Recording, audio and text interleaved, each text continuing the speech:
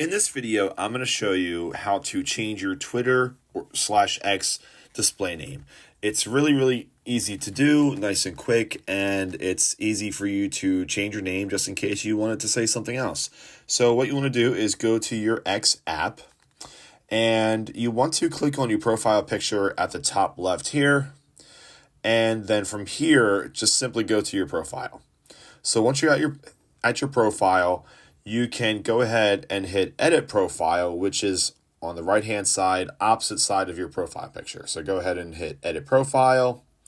And then simply enough, you can just go ahead and change your name to whatever you want. I'm probably, I don't know, I guess I can just put 90 for this example.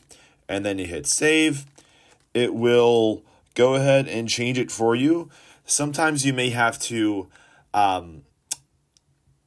prove to Twitter/X that it's you, so you might need to verify it, but in most cases just like this, you won't need to. And it's a simple change, and it won't change your actual display handle. It just changes your display name. So I hope you guys found this helpful and useful just in case you wanted to change your name, and we'll see you in the next video.